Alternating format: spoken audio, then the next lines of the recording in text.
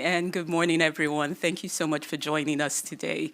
My name is Oge Onobogu, and I'm the director of the Africa program here at the Wilson Center, where we work to address some of the most critical issues facing U.S.-Africa relations. So Happy New Year for many of you who I'm seeing in the room for the first time this year. Thank you for joining us again for this conversation. This discussion is part 2 of a conversation that we started last year, looking at the trend lines and transformations in African democratic governance and trying to review lessons that will be important towards strengthening 21st century US-Africa partnerships.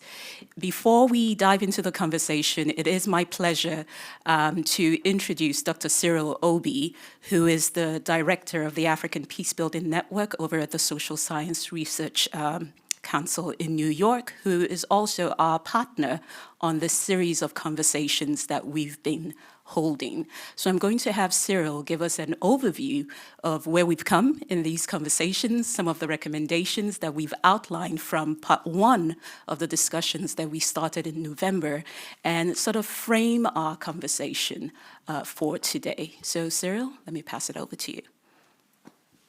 Thank you very much, Oge. It's a pleasure to be back here in what promises to be a very productive discussion and set of interactions. What I will do is just to build on what Oge started with. This is part 2 of a discussion on the trend lines and transformations in Africa's democratic governance, lessons for 21st century US-Africa relations. And it's significant for several respects. First is to underline the nature of the partnership between Wilson Center's Africa program and the Social Science Research Council's African Peacebuilding Network and Next Generation Social Sciences in Africa programs. As you well know, the Wilson Center has a very good reputation in terms of engagement at a very high level, and as well as its program of a network of African practitioner organizations. We at the SSRC-APN, we support high-quality, policy-relevant research by African scholars who are based in African institutions and African organizations. So here, practice, policy, and knowledge production intersect. And we have 2 of our former fellows who are from South Africa and Sierra Leone, who are, you could call them policy-engaged scholars with a lot of experience to come and share in their research outputs and their policy engagements, and indeed, actually, participation in some of the governance issues that we have been discussing. In part 1 of this dialogue, we actually underlined the mixed but generally positive impressions of African people with democratic governance. While they did express dissatisfaction with the quality of democratic governance, they still preferred democracy. And we came up with a set of suggestions that urged the US government to continue to support programs that support democracy and development in Africa, to look at the positive correlation between democracy, trade, and investment, and to make the United States a preferred partner and dependable democratic advocate for democracy in Africa.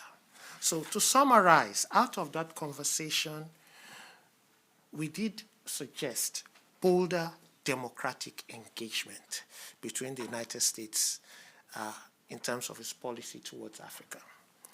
Today, we are going to build on that conversation by looking at how the geopolitical context, which is still evolving in Africa, how it's going to impact and shape the kind of options that the incoming administration would have to deal with. As things are going to start rolling from next week, we are going to be coming up at the end of this conversation with actionable policy options that hopefully would advance relations under the new administration. What I have done is to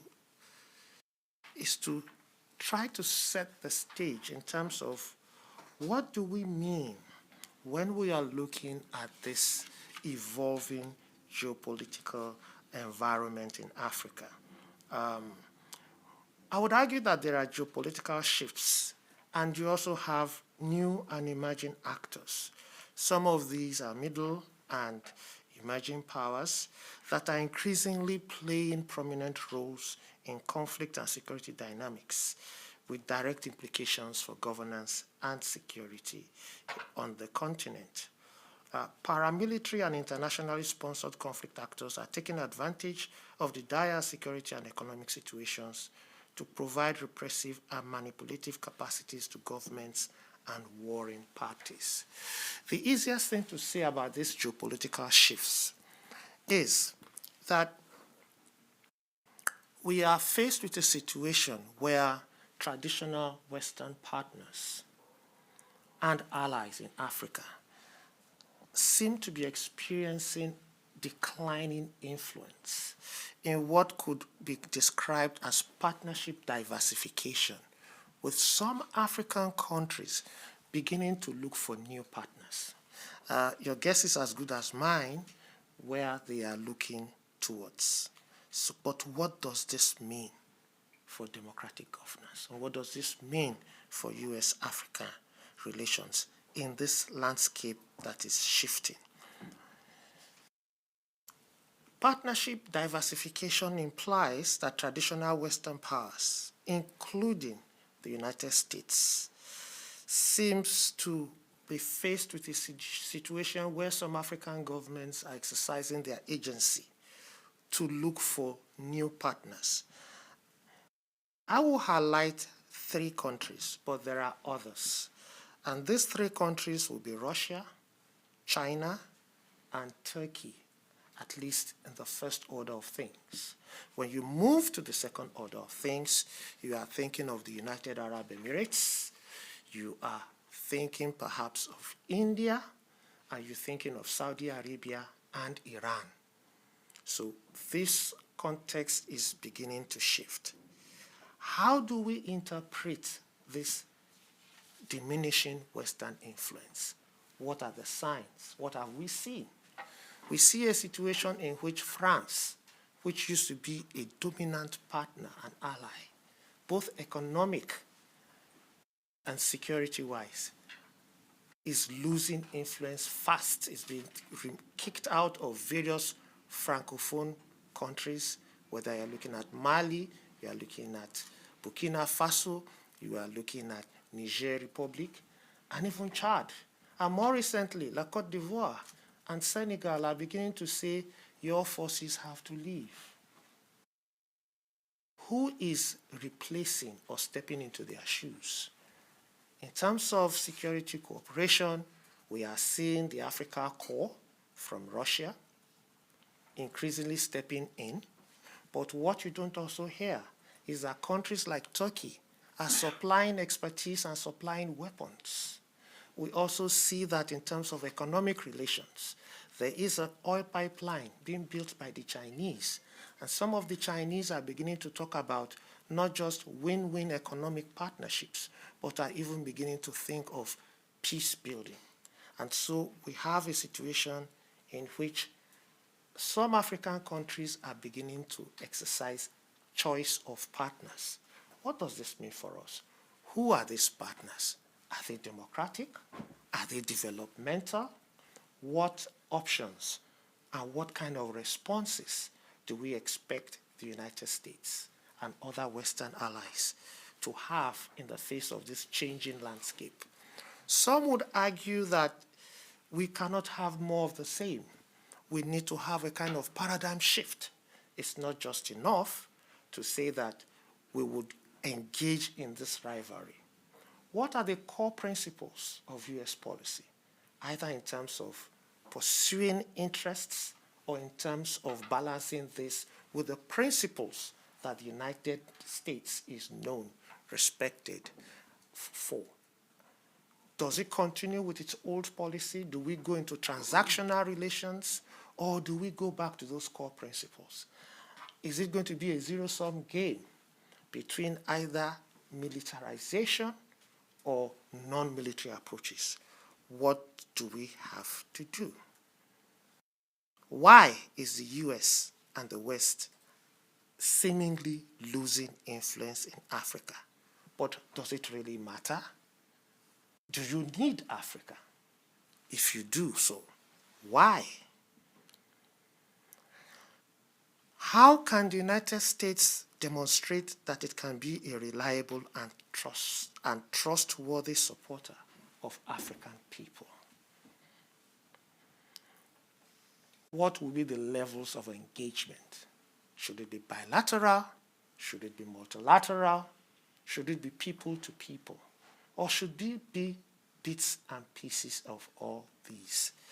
Just a little word on the multilateral. What we have seen is that the Economic Community of West African States, which is really well respected, has been faced with a sudden situation where 3 countries have left the organization and declared themselves an alliance of Sahelian states and have actually called the ECOWAS an agent of foreign powers.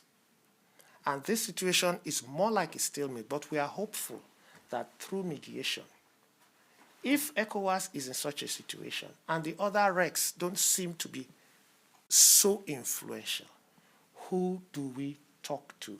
Who do we listen to? Who do we engage with?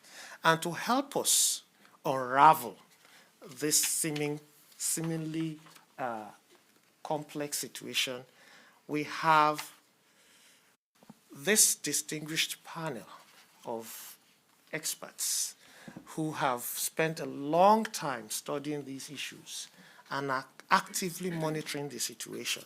It is my pleasure to introduce them to you. I have been told that time is fast running out, so I will try to speed up, and I would also try to be brief. Now I'm trying to say, I don't want to use the word extreme right, but I will say to my, everybody knows Oge, so she doesn't need any introduction. But to my, pardon the use of word, extreme right, I have Dr. Fonte Akum, the Executive Director of the Institute for Security Studies. He has a long and impressive resume, but I'll pause here. By the time he opens his mouth, you will know why I don't want to read so much. He would reveal himself with time. Sitting next to him is Professor Sifokazi Magadla. She is an associate professor of the Department of Political and International Studies at Rhodes University, South Africa. She's a teacher, she's a mentor, she is an activist, and she knows the in and outs of government policy and has been actively involved in the regional issues as they relate to Southern Africa. After this, I have Ibrahim Bangura, who is an associate professor at the Department of Peace and Conflict Studies, Furabe College, University of Sierra Leone. Some would say West Africa's oldest university. And he himself is an activist as well as a scholar and has a track record of policy engagement. I'm trying to see if I've, oh yes, and here we have Dr. Joseph Siegel, and he really does not need much of an introduction. He has a lot of experience and is highly knowledgeable. And at this point, it's my duty to hand us back over to Oge to set us off on this very interesting set of conversations. Oge, you have the floor.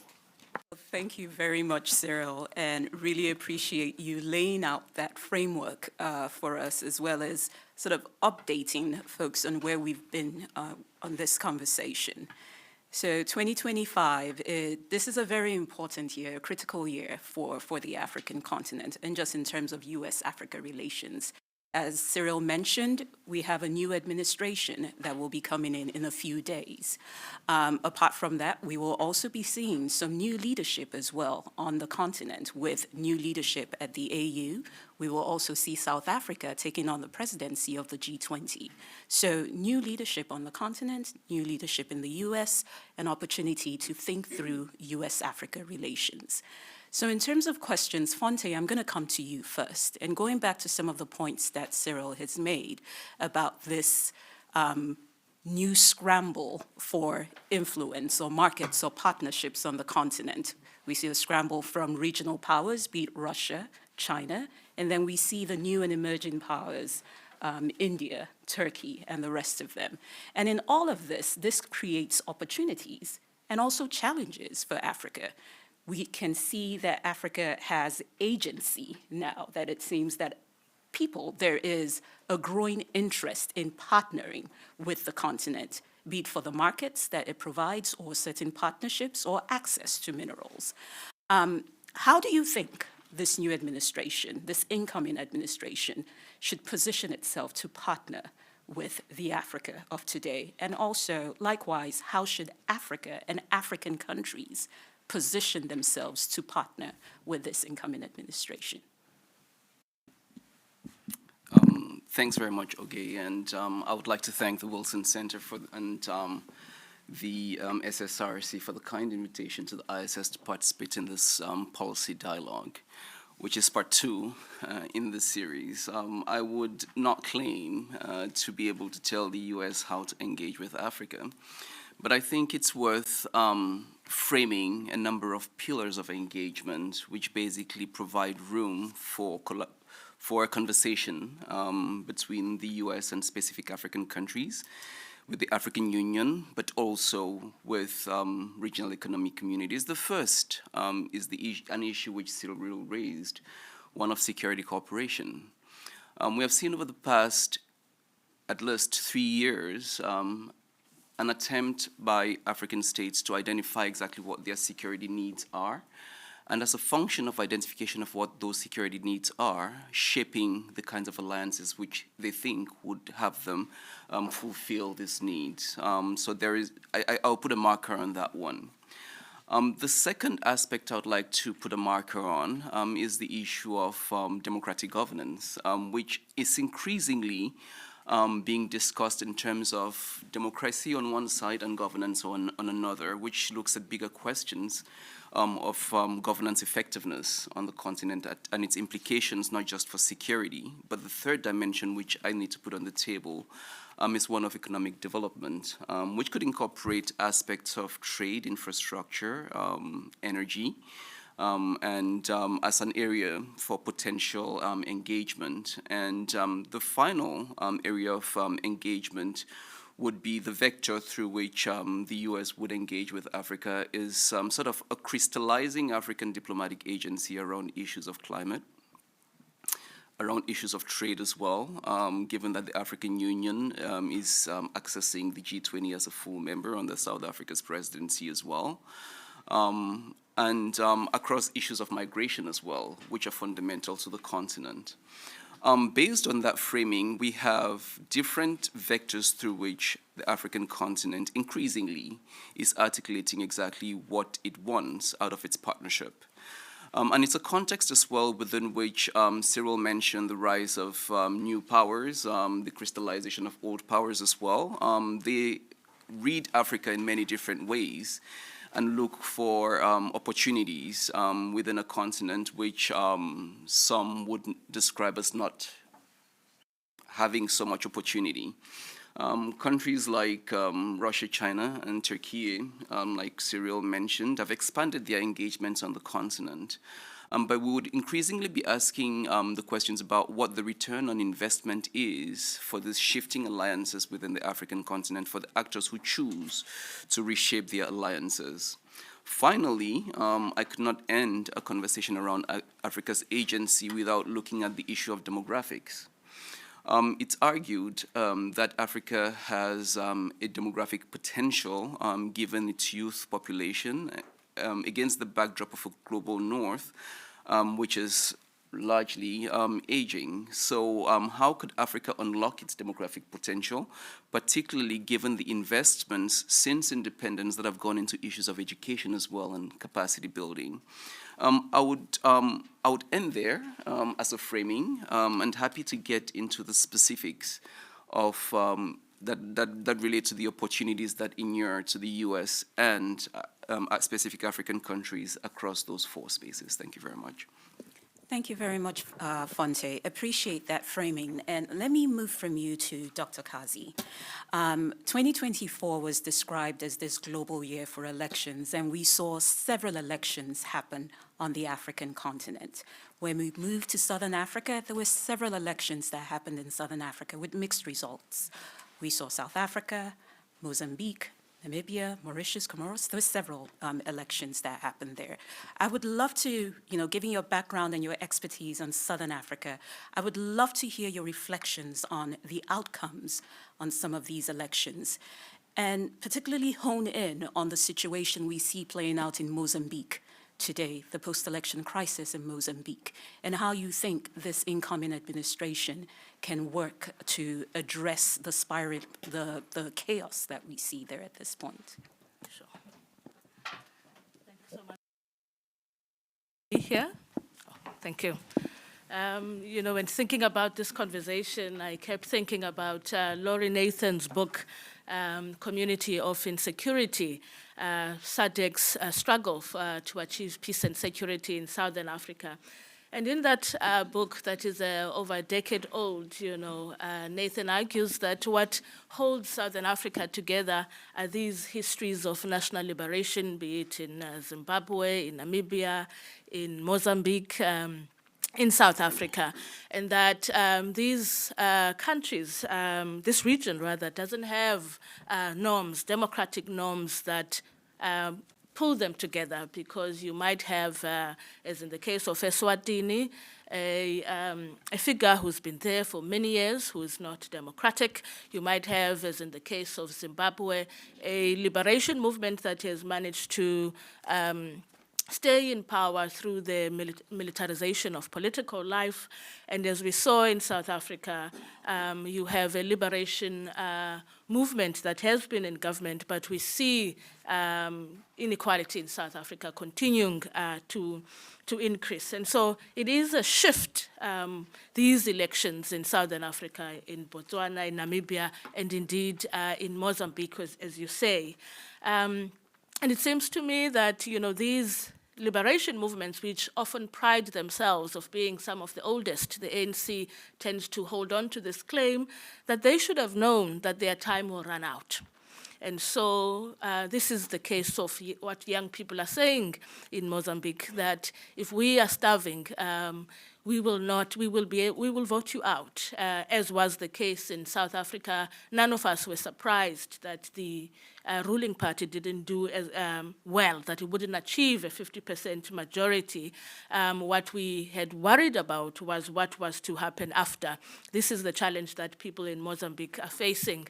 Of course, SADC first congratulated Frelimo on its win, and the challenge, of course, is that the members of parliament have been sworn in, and we see if an inauguration will happen tomorrow.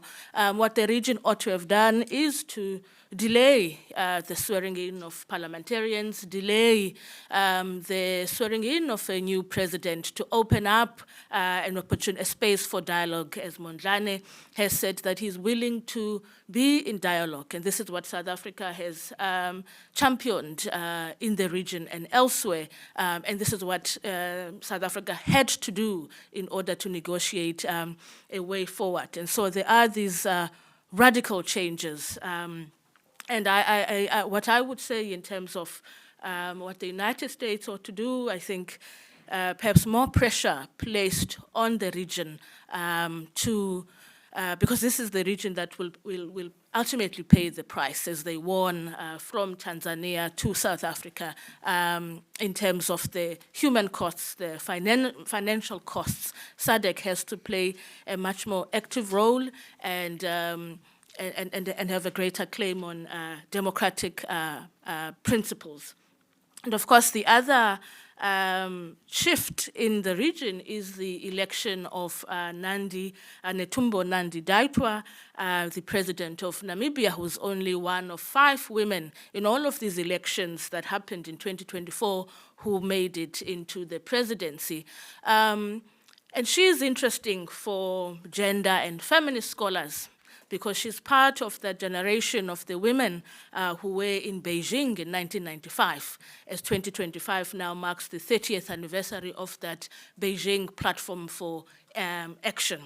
And what is striking about her entry into international life, together with the presidents of Mexico, is that they enter international life at the time where most women in the world have the least faith on the ability to democratically transform states, and let alone to democratically transform multilateral institutions. So the 1990s were a moment of hope in Namibia, in South Africa, about what was possible within the state for African women, that the state could be made to change to serve the interests of women at the level of the state and at the multilateral level. So what Nandi-Ndaitwah needs to do, in part, is to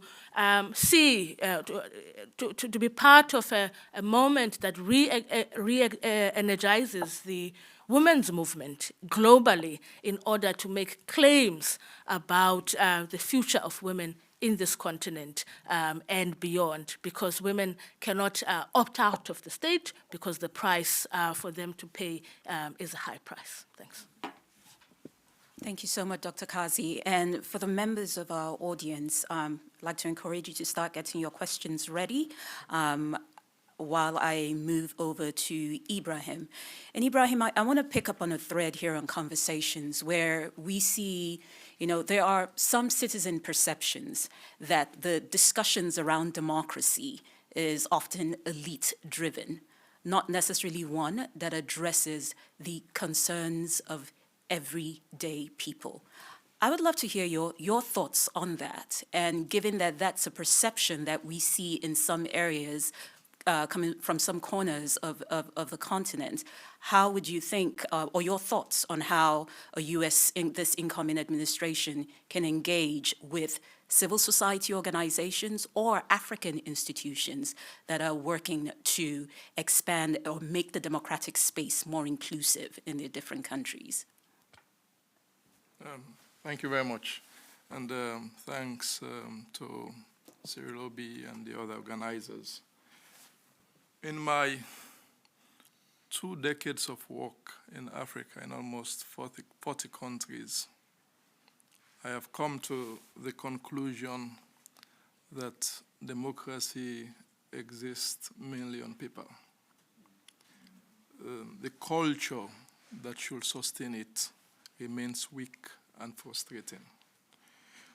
Democracy has also, well, when I say democracy, in quotes, has also succeeded in producing undemocratic leaders. Leaders that have failed to enhance the democratic culture, and leaders that are intolerant, do not respect the opposition, leaders that do not respect the freedoms and rights of their citizens, and broadly, the rule of law. Politics is mainly ethno-regionalized and violent. This, I believe strongly, has contributed to the recent waves of military coup d'etats experienced on the continent. Scholars have written on concepts such as choiceless democracies and competitive authoritarianisms. This is what we experience on the continent. What, for me, has become also a stark mark is the fact that some of these autocrats are in cohorts with Western elites, Western political elites. And for instance, if you look at the regimes in places like Uganda and Egypt, you'll see that there's a lot that is left to be desired. And we've written very extensively on the fact that corruption flourishes and elite bargains are made, usually the detriment of the masses. Western influences suit the interests and the convenience of African elites. I believe also that America has not been as bold as it should. And in many cases, America has not done right to Africans who have challenged autocratic regimes. Usually, when these voices call out, they are abandoned, they are neglected. And this leaves the question of whether, when America speaks of democracy, it actually means it, or it's a superficial understanding and relation to the concept itself. My take is that America needs to be bold. America needs to be mature in how it approaches Africa. America should also ensure that it does not outsource its relations. We have the feeding colonizers, the British, the French, that we notice on several occasions that America is outsourcing its relations to Africa through. America should deal in a very direct sense with Africans. And there are key things that the new administration should do. I was not very happy that it took more than 8 years for an American president to visit Africa after Obama left in 2015. And the incoming president never even visited Africa when he was president of America. So we hope that this kind of things, you cannot call us a partner that you want to deal with, engage with in a very constructive sense, and you do not even respect us as a continent. My key recommendations will be: one, America needs a deliberate strategy. America also needs to deal with regional institutions. We have 54 plus states, depending on who you speak to in Africa, and it becomes confusing. So capacitate the African Union and its RECs, let them have a democratic culture, and they will be the ones that will be helping to promote democratic good governance on the continent through its member states. Two, strengthen democratic institutions. And in so doing, ensure that there's a focus on decentralization, giving power to the people, putting power to the hands of the people. You can also leverage on the African diasporans. It's a rich collection here. So there's a question sometimes of who do we speak to? They're here. They're in Washington, they're in Michigan, they're all over this marvelous country. Reach out to them. They understand the challenges that they contend with in their respective countries. Sometimes they're here because they left, they ran away. They could not face some of the astronomical challenges in those settings. There's also a collection of young, progressive, and effective leaders on the continent. Instead of dealing with our friend and brother in Cameroon, Paul Biya, who I think is 93 officially, the one in Uganda, we do not even understand the age level. You know, seek these young, effective leaders. They can be a force of change on the continent. Invest in civil society. Invest in education. America has a soft power that it can use. For instance, the AAI, Africa-America Institute, used to be a massive force on the continent, supporting education and helping to build a culture of democracy on the continent. Those investments dwindled over time, and these are things that you can do. The last one will be, you cannot promote democracy without investing in socio-economic development. There's a paper I wrote in 2016 titled "We Can't Eat Peace." In French, we say, "On mange pas la paix." You can't eat peace. No matter what you do, If you do not have socioeconomic development, things will not change. We have a ready-made army of young people on the continent looking out for jobs and sometimes basic meals to live on. Their dignity is in question. They lack the voice, the identity, and recognition that have been denied to them by their respective states. And we see the growing influence of violent extremist groups across the continent. And these are growing questions. So instead of just using a militarized approach and showing force, also use soft approach, engage the African people, talk to them, and speak to them. And where you cannot directly reach them, we have our friends in the diaspora. Thank you. Thank you very much, Ibrahim, for rattling the table and putting out a few points for us to ponder. I'm sure that there are a lot of follow-on questions from the audience. But Joe, I'm going to come to you and pick up on a point that Fonte made and Cyril made as well. When we see security cooperations on the continent, or security cooperation between the US and African countries, we see African countries reevaluating their security partnerships, be it countries in Francophone West Africa who are, asking the French, who've asked the French to leave and are reevaluating and looking at other types of partnerships. And this is not only with the US included too as well. We see what happened between the US in Niger. So as we look at African countries seeking out more in their security partnerships, I would love to hear your thoughts, given the extensive work that you've done on this at ACSS. I would love to hear your thoughts on moving forward with this incoming administration, just your general views on how we look at our security partnerships, how we make our security partnerships more mutually beneficial with African partners, and how the US positions itself as the preferred security partner for African countries. Okay, thank you, Oge, and thank you to the Wilson Center and SSRC for the invitation to be here today.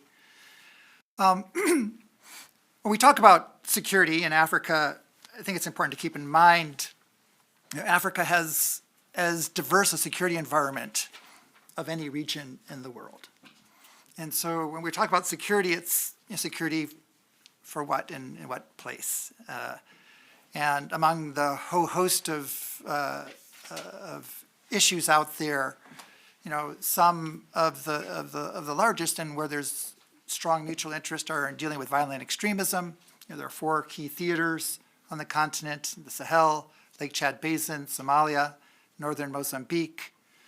A second area is with the issue of convergence, where some of these extremist organizations are linking up with transnational organized criminal groups with regards to drugs, mining interest, illegal logging, and in the process empowering these violent extremists and becoming a broader regional international threat.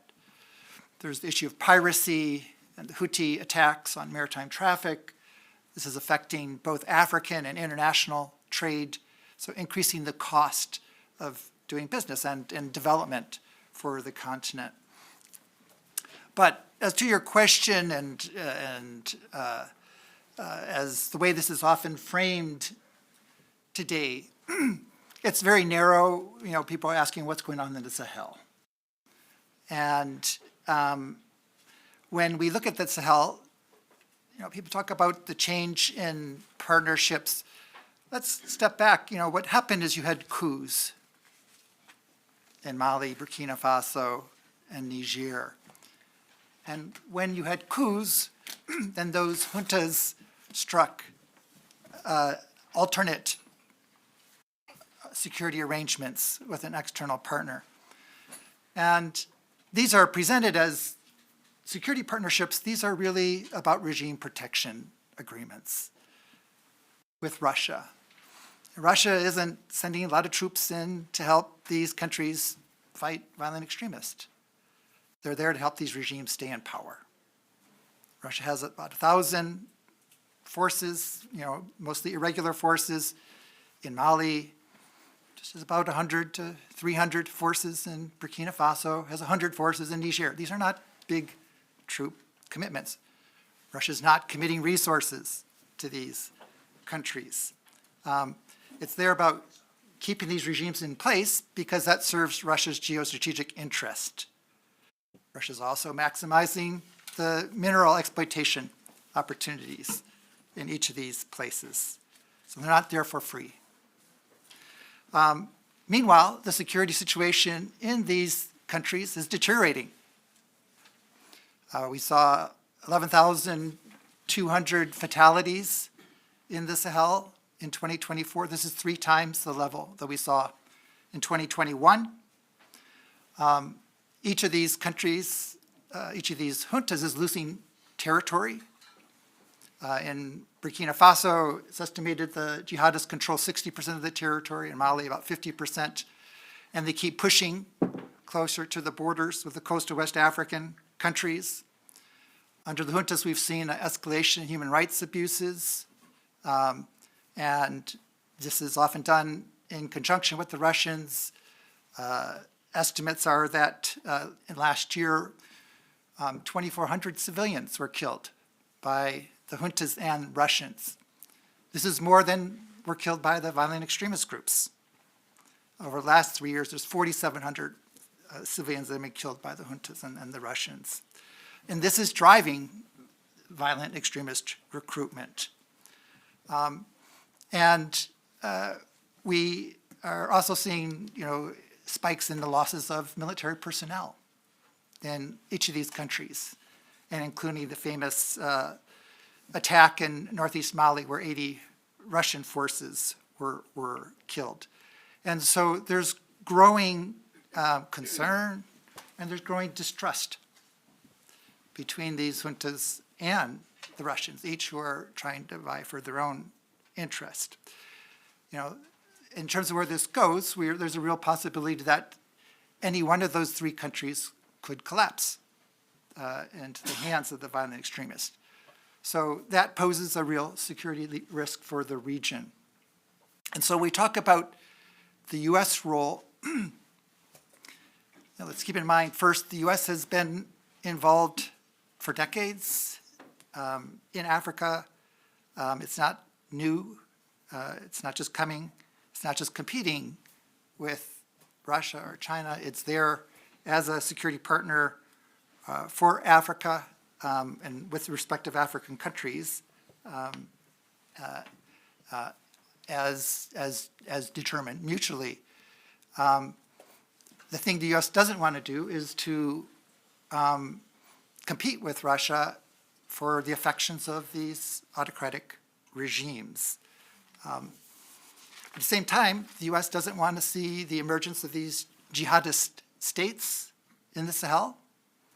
And so really the ways forward for the U.S. are really playing to what the strengths of the U.S. are, and that's to build African capacity on security, strengthening capable security institutions, military professionalism, civil-military relations, building regional coalitions, because at this point the jihadist insurgency in the Sahel is beyond the capability of any one country to deal with. So in short, and in practical terms, in the meantime, that's doubling down with the countries that are most interested in partnering with the United States, the coastal West African countries, helping to stem the tide of the jihadist insurgency, and then to use that to build trust and to do this all in a way that is based on mutual respect and shared objectives. In the end, defeating these insurgencies is going to be a long slog. These are not individual terrorist attacks at this point. And one of the best lessons from counterinsurgencies, you need a capable, effective, trustworthy government that can build relationships with its communities. And really, that's the sort of partnerships that the U.S. Should be looking for. Thank you. Thank you very much, Joe. I'm going to open it up for a first round of questions. I'll be able to take 2 questions at this time. So do we have any questions in the room? Any questions? The gentleman over here, and we're also taking questions online as well. Thank you. So please, when you ask your question, please keep the question brief. Identify yourself and your affiliation too as well. So I'll go with you, sir, and you in the end. Thank you very much. My name is Tendo Rachitanga. Can you move the microphone close so folks online can hear you? Yeah. Is that better? Yes, much better. Yeah, so my name is Tendo Rachitanga, and I have two questions. One relates to security issues, and the other relates to democratic governance. I'll try and keep them as brief as possible. On the issue of security, I really personally get frustrated a lot. You know, people talk about the scramble of Africa when, you know, the country was, you know, divided and shared amongst colonists and so on. And we continue to talk about, you know, the scramble for Africa now. And my biggest concern is that even on the concept of security, and I'm responding, you know, to Joseph here, this idea that Russia and America are playing, you know, against each other, they're fighting, you know, in different platforms in Africa, I think takes away the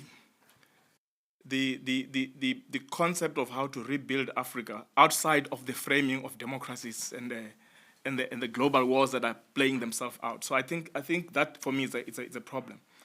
I listened to Joseph, you know, cites a number of, you know, wars in which Russia is involved and the state of people that have been, you know, fatalities that have been there, but I don't get that, for example, you know, the same enthusiasm about the fatalities that have happened by military interventions by the US. And I think that for me is a problem, you know, to try and put that into the picture. That was on the security question. The second issue I want to talk about is democracy. So, you know, we talk about Africa as if it's a homogeneous country. Ibrahim says, you know, it's concerned that the last visit by the US, you know, happened, you know, 10 years ago. You know, the Americans don't respect, you know, Africa, that's why they don't visit and so on. And I'm just thinking, you know, when last did the president of Egypt, Morocco, you know, Algeria visit South Africa? You know, so why is it that we don't try and talk about these issues, about the fact that these countries are not the same? It's a continent with diverse countries, diverse cultures, and perhaps we must allow the Africans themselves to define how they want to be related with. It can't be that you must look at it as one country and therefore must have a one solution that fits everyone. It's not possible. And I think that for me it's a big issue. So do we need to have a one homogeneous approach to democracy in Africa? Is it possible, given the different cultures and processes that are there? Do we need to choose, for example, Western democracy as a route? The Chinese say they've got meritocracy as their route. You know, the others who are dictatorships. Right now, the coups that are happening in Africa, the citizens of those countries are celebrating. Is that right? Is the new emerging view about democracy where even after elections, I hear Nkosikazi Sipokazi say, no, there should have been negotiations in Mozambique. Why go for elections if you're going to negotiate the outcomes of governance? Is that the new route that we want to see as the African emerging democracy? I don't know. I don't think, yeah, you know, so for me, I'm really concerned about those kind of issues, and I don't know if there's some help that I can get here. Thank you. Thank you. See, the joys of a conversation like this is that it brings out more questions, and I really appreciate all those questions that you've put on the table. Ma'am? My name is Kwangu Liwewe. I'm the Africa editor of New Lines magazine. And I have a follow-up question for Ibrahim. It's on soft power, which you touched on very briefly. My question is, should the US up its game when it comes to soft power on the continent? When we look at what Russia is doing on the continent with the Russia Orthodox Church, the Africa Corps as well has been very successful with its soft power in Mali, Central African Republic. So is it business as usual for the US, or should they up their game with soft power? Thank you. Thank you so much. So we're going to take those two questions before I read the other two questions we have online. Fonte and Joe, I don't know if both of you would want to touch on sort of the framing, how we interrogate the framing on security relationships or security partnerships on the continent, and also just the framing on democracy in general. And then, Ibrahim, the question on soft power. Depending on who wants to start. Yes, as I indicated, I think the US should up its game. The time is now. There's a lot that can be done, and the US can no longer, or should no longer, afford to hide behind the colonialists, Britain and France. There are lots of American institutions over the years that were very active in Africa with very limited resources to continue the kind of work that they used to do. I think they can be supported to work much more on the continent, especially with civil society, because at the end, going back to the question of what can be done differently, Africans look up to America to a very large extent, especially, this is from a very practical sense. We've experienced, I think, 5, 6 elections in the last 3, 4 years that I participated very actively in. And when the results were produced, a lot of civil society actors were thinking of, okay, what will the Americans say in relation to the outcome that were produced? One example is my country, Sierra Leone.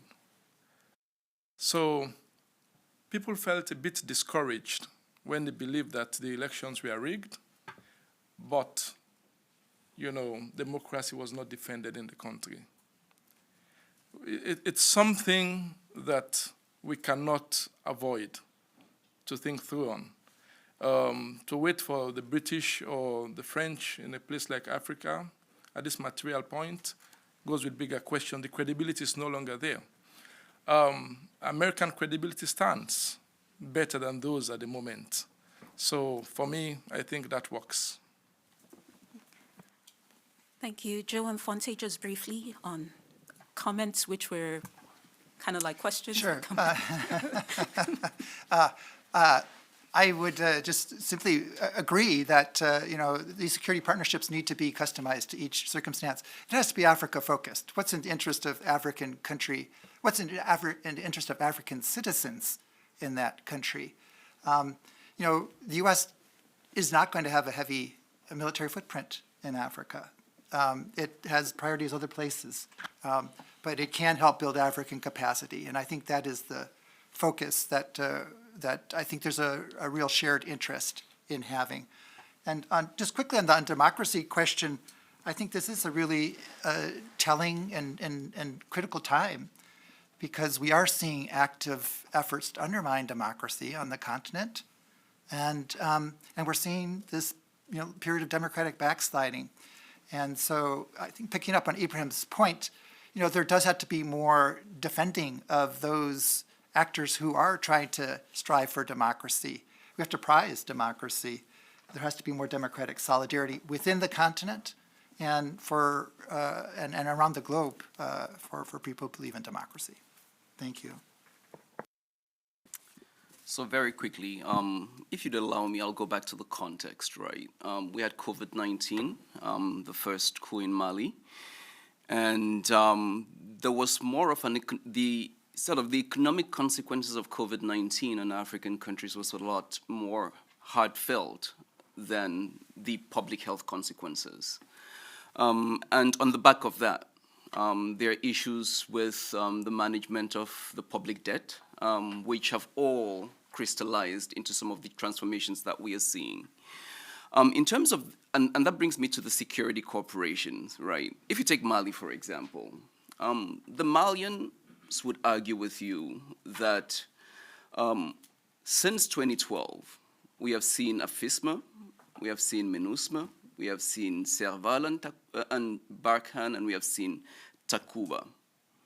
The evolution of these military arrangements, plus peacekeeping arrangements, have not necessarily delivered a quantum of response to terrorist challenges.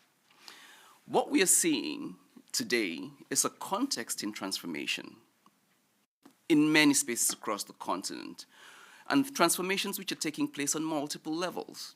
And so there is quite a bit of experimentation with new security arrangements to try to see whether the outcome would be different. And I think that's what's going on across the board. And while Joe spoke to the context in the Sahel, it's worth taking a step back and looking at a context where, yes, there's been the exclusion of certain countries, like France, but there's also been a reconfiguration of alliances and partnerships, and there's been an expansion of partnerships in other places. What that points to, in fact, is a degree of partnership diversification which demonstrates a way in which a lot of African states are trying to define their relationships more rationally than prior, which is a reflection of the transformations we are seeing. So let's get ready, or the US foreign policy on Africa that's coming up should be attuned to adaptation. It should be attuned to a context of uncertainty. It should also be attuned to a context of rivalry, right? And if they get those things right, I think they'll be able to calibrate their relationships with across the 54 countries of the continent. Thanks. Thank you so much, Fonse. I'm going to read through these two questions that we got online before I go back to a round of discussions with the panelists. So the first question here is from Professor Ann Mason from the National Defense University, and she wants to know how the issues of corruption and bad governance are being constructively addressed on the continent, and is there a role for the African diaspora to play in both of these? The second question is from Ms. Janie Kamara, who's from the Office of Congresswoman McKellen.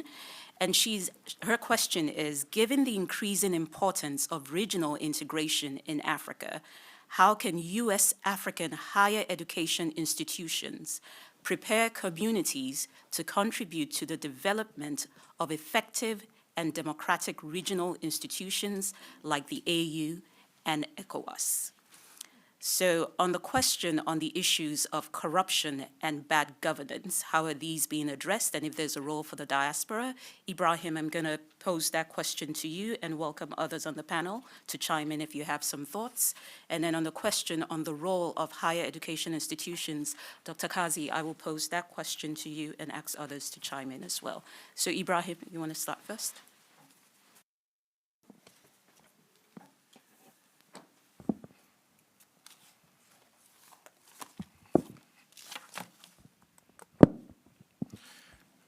On the question of corruption and bad governance, I go back to the point of my brother. Africa is not a homogeneous entity. 54 plus countries, like I said, depending on who you speak with.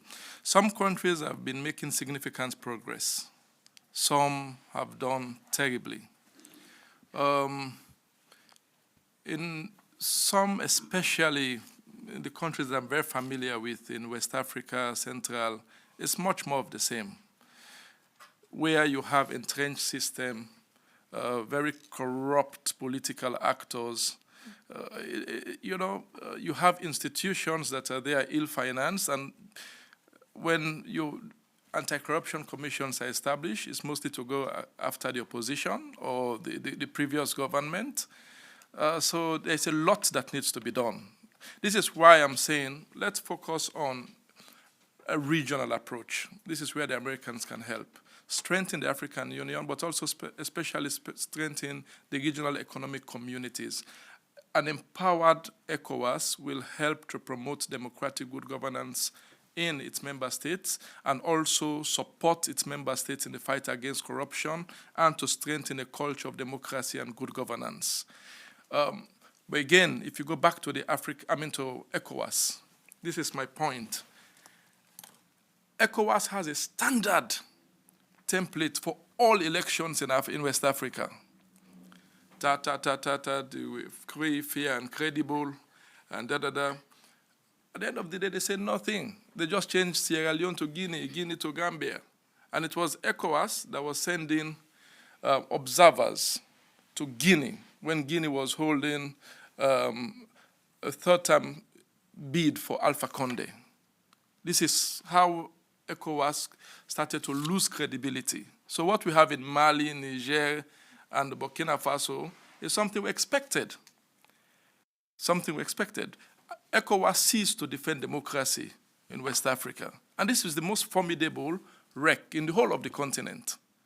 So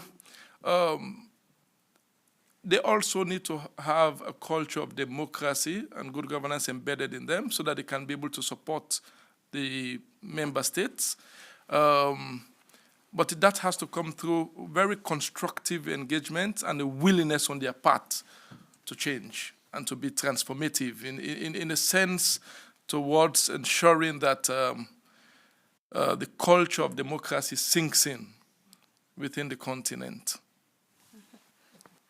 Thank you. Dr. Kazi? Thank you so much. I like this question because perhaps to respond to Rashitanga's comment around, do we want one approach? Of course, one approach is not possible. Southern Africa is facing different challenges. One of them is the question of whether or not these liberation movements can renew themselves. Can SWAPO, Frelimo, the ANC, renew themselves and avoid eating themselves alive. I think most of us sort of have a sense that the experience in the continent is that that is unlikely to happen. So the greater question for me is around the corruption of a moral order in the continent. I asked someone who works at the African Union, what are the discussions about Pan-Africanism at the AU? And he said to me, I actually can't remember the last time I heard anyone mention Pan-Africanism. And that for us at universities was devastating because I remember coming up in the early 2000s, the kind of excitement we had about the possibility of African renewal. That sense of optimism is completely gone in the African continent. When I ask students, first-year students, where the headquarters of SADC are, most of those students in that classroom do not know where the headquarters of SADC are. They will know where the headquarters of the UN are, and many, in fact, will not even tell you where the headquarters of the African Union are. But we remember that part of the decision to change the AU to the African Union was the realization that the AU had become irrelevant in the lives of Africans. So what we now have the opportunity to assess is the extent to which the AU has succeeded in making itself relevant to the lives of African people. Of course, it's been interesting to me to see the greater excitement around the African Continental Free Trade Agreement and less so around the protocol on free movement. And my sense in those old debates around how do you create a security community, the Europeans saw this after the Second World War, that if people don't know each other, you cannot build a regional order. So if Africans are not able to move freely in their own continent, then it's not possible to talk about a regional order. I speak to my students about what Afrobeat has done in order to show us that it is possible for Africans to work together, to tap into these cultural aspects that we have, the music that allows South African artists and Nigerian and Tanzanian, Kenyan artists to collaborate. I mean, 10 years ago, a South African would not be able to tell you the number of Nigerian musicians that they are now able to do. And that's a shift that one hopes African governments are watching in terms of the sites of people-to-people integration that allows Africans to know each other, not from the eyes of outsiders where we are made to fear one another, but from a point where we can tap into our creativity. So I've been very excited about some of this work around Afrobeat, around what happens in the cinemas, because that allows, in the homes of many African mothers, my mother included, they are watching Nollywood movies. Those are some of the ways in which Africans have to know each other. We need to see more of that across the region. Of course, I'm concerned by what's happening, with the departure of three countries in ECOWAS, because for a young person, what is being lost is that the tremendous shifts that you see in ECOWAS, that you see in SADC, all of these are under 30 years old. These are recent changes that are becoming undone. And so part of what we need to do at universities is to teach about these processes. So it's not an anecdote when I talk about the significance of the election of Netumbo Ndaitwah in Namibia, because she is part of a intellectual tradition that shows us what African women have been able to do, from Beijing to having the SADC Gender Protocol in 2008, what happens, a creation of a gender architecture, even at the African Union. All of these are under 20 years. And we have seen, of course, even in this country, that even victories that have been won cannot be assumed to be won forever. In fact, they are under threat in this country and certainly in our own continent. Thanks. Thank you so much, Dr. Kazi. You know, really excited that we have voices like yours and Dr. Bangura and Fonte in African higher institutions bringing these discussions to light.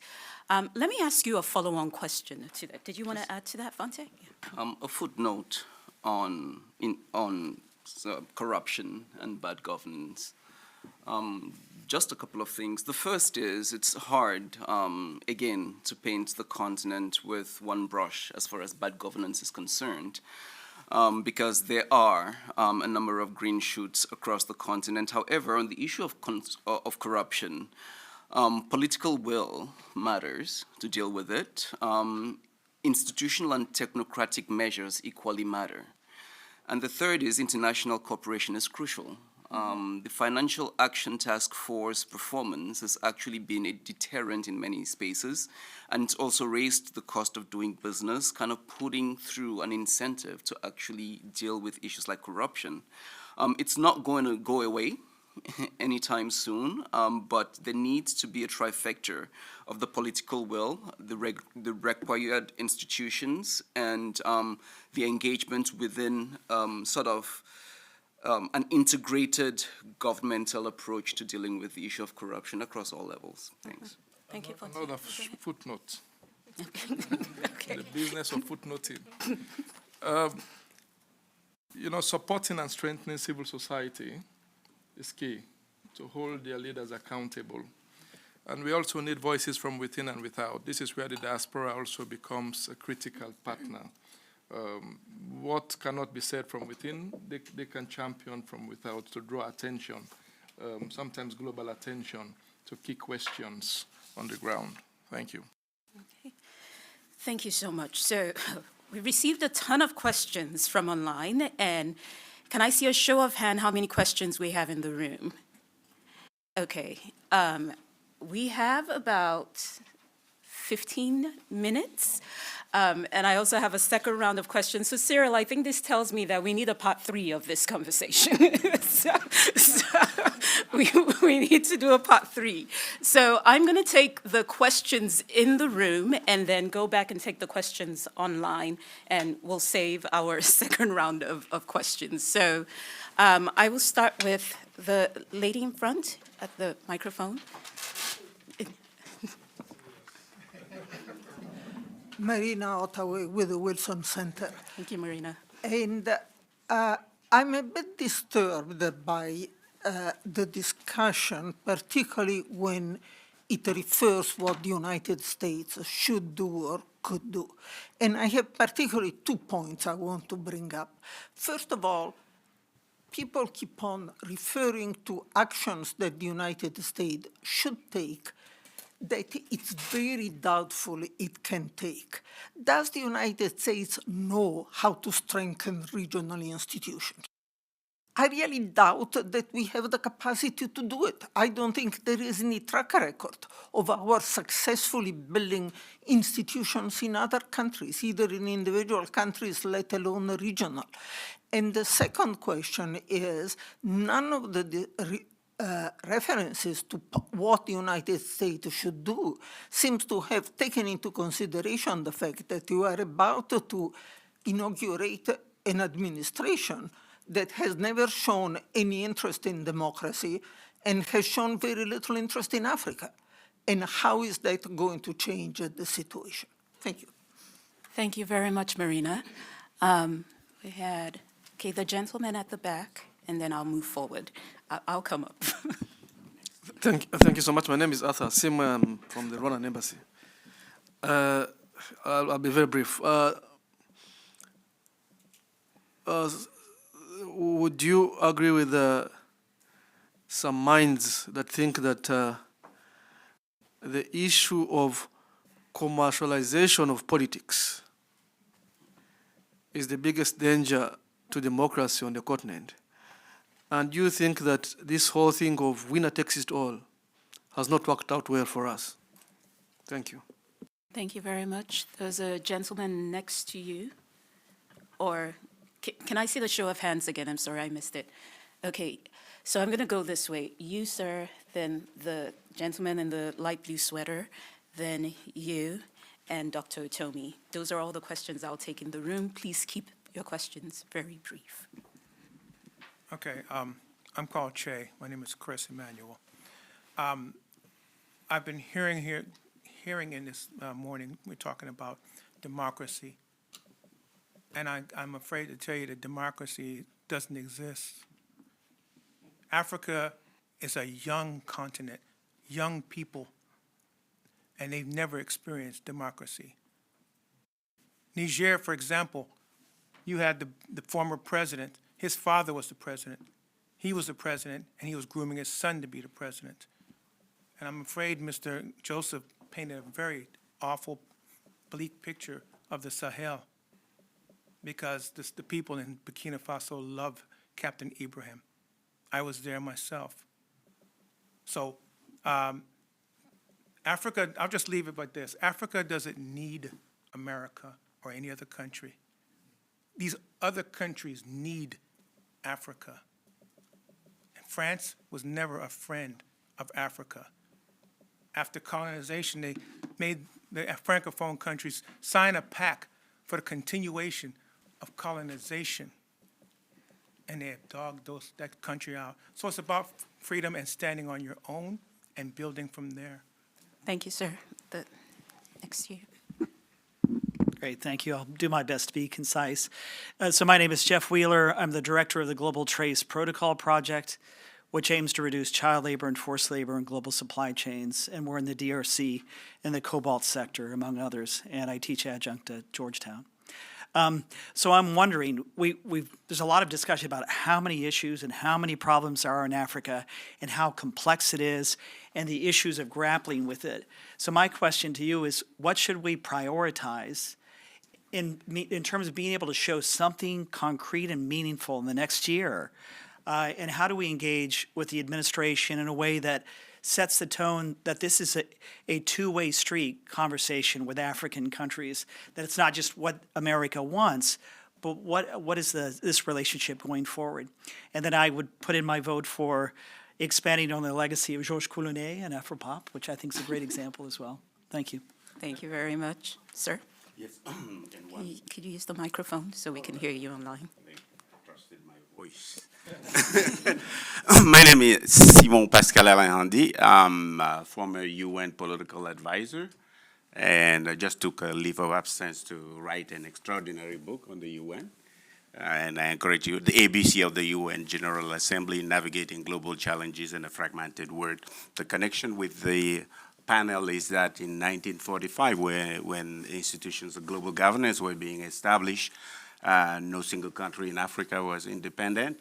So it is fair to assume that the rules-based order that was established was not always put together in their best interest. So basically, Africa was on the menu.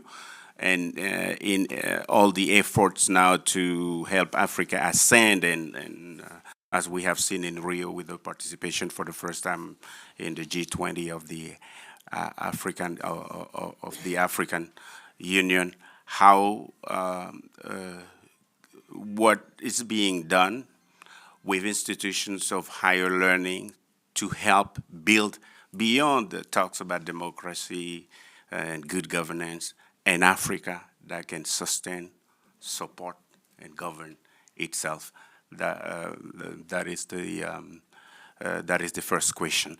And I was also browsing over the last few days all the events. I guess we can fairly say that this morning Washington, D.C.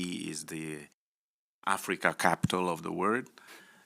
Just about every think tank is having its Africa moment. I think the Brookings Institution is having the foresight 2025, 2030 with a bunch of African presidents there. We have this event here, I think the U.S. Institute of Peace. So my issue is how do we deal with all these African leaders that are here today to define and talk about the future of the continent? You know, how do we repair our fragmented world that needs a common path forward with this, what I have coined in the book, the geopolitical fiancé of everybody of Africa, where we just, Sir, you know. I'm going to have to cut you off because I have another question. How do we deal with the geopolitical fiancé of everybody syndrome that seems to plague the African leadership? Thank you very much. Dr. Tomey? Oh, thank you very much. My name is Patrick Tomey, and I'm a fellow here at the Wilson Center. Africa is a very young continent. And these young people have known only poverty with resources, endowments all around them. And so they're angry. These young people have seen a collaboration 45 years ago in one of these political economy classrooms. We'll be talking about center-periphery theory, how the elite in the center are collaborating with the elite in the periphery and ignoring the people. And so these young people are very angry. The solution is not in some of the things we're talking about here. The solution is in empowering them to produce. Aspen Institute France, at a meeting in 1996 called by Raymond Barre, basically had a theme, Africa must produce or die. The new the new diplomats for America should be its businessmen, not the people who are talking here. Thank you. Okay, thank you so much for all those questions. I received a couple of questions online, but I'm going to read just two of them, sorry to others. And then as you respond to the questions that have come in, I'd ask you to pick and choose the questions, also include your closing remarks as well. So this first question here is from Celestine Musakera, who is the president of the African Leadership and Reconciliation Ministries.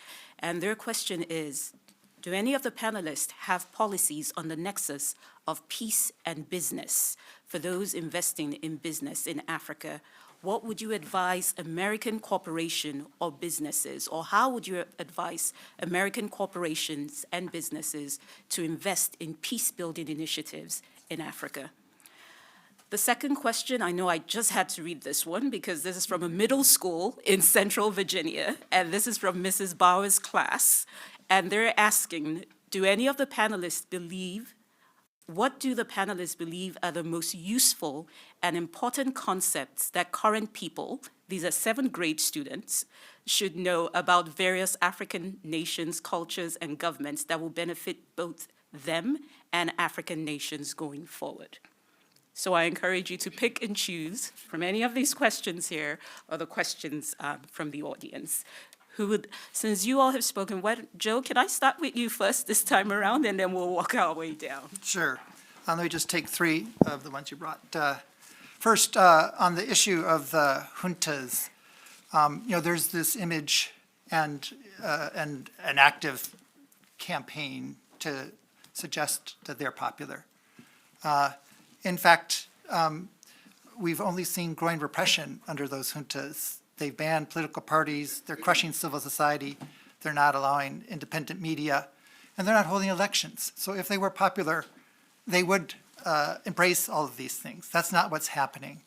So, if we're going to really talk about African agency, citizen interest, these are the people we want to be listening to.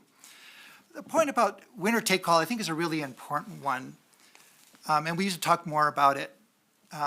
And we haven't as much, because democracy is not just a way of selecting leaders; it is a way of governing. It's supposed to be a way that government relates to citizens in between elections. It means everybody has rights, even if you lose an election, that you have basic protections, that there's a basic upholding of the rule of law, that there's expectations of transparency and accountability. These are the norms, these are the cultures that need to grow and to be strengthened if we're going to see democracy take root and really respond to citizen interest on the continent. And this notion that it is winner take all, and if you win, then you get to make all the rules, that's the problem. And that isn't really what democracy is. And then to Marina's point, and then to the question about peace and business, the reason we're talking about democracy is because, even if you don't believe in democracy for its own good, democracy is closely linked to security and economic development. Good governance is linked to more stability on the continent. And many business investors, they may be agnostic about democracy, but when you look at the data, more foreign direct investment goes into countries that are democratic than are not democratic. And that's because they respect the rule of law, there's more transparency, there's less likely of expropriation of assets, and it's going to be more stable. And if you're putting investment in a country, you need it to be stable if you're going to get a return on that investment. And so these things are linked, and even if somebody doesn't buy into all of it, there are other interests there that make this conversation very relevant for the broader policy community. Thank you. Thank you, Joe. Ibrahim, we'll walk our way down. Yes. To build on what you said, I think democracy should be a culture, and it should not be limited to elections, as is the case in most countries on the African continent. And those elections are usually not about who votes, it's about who counts. Democracy must be defended in Africa. And those who stand up to defend democracy should and must be supported from within and without the continent. We talk about building institutions, rebuilding, reshaping. We are not saying America should go do that, but support. If you don't do it, the Chinese are there. You look at the African Union. Every facility is bogged by the Chinese. But also for me, it's not about the financial support, but it's about the constructive engagement. It's about working alongside Africa. It's about ensuring that the voice and the voices from the continent are listened to and they are part of global conversations. When there was the crisis in Libya that led to the eventual killing of Gaddafi, African voices were not listened to. NATO did not care as to what Africa thought of what was happening in Libya. And for me, that was a shame. So that must change. What Mr. Trump will do, I don't know. It's a matter of wait and see. Foreign policy in America is largely in the hands of the American president. It's their business to decide, alongside other institutions, how they want to move with it.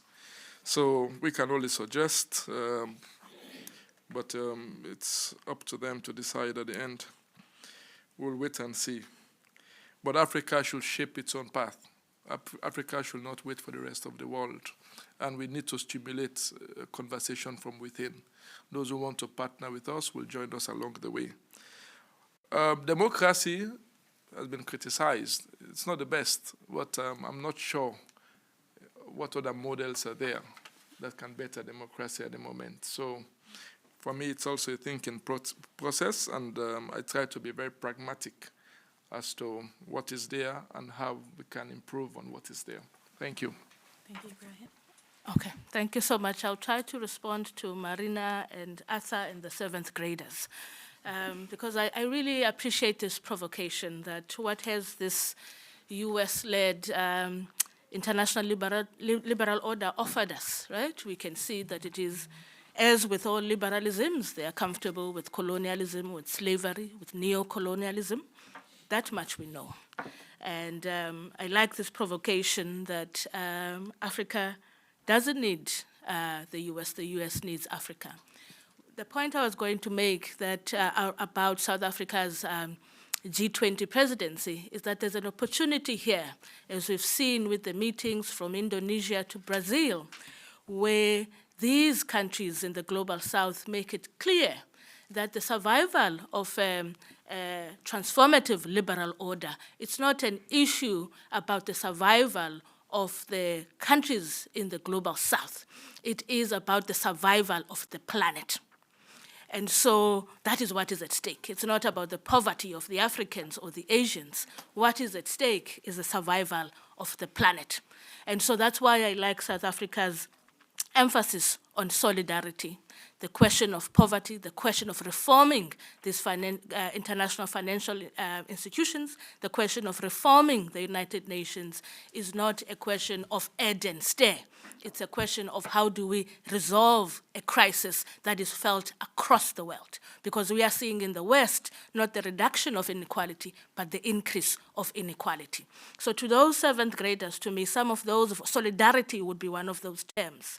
But how do we move forward?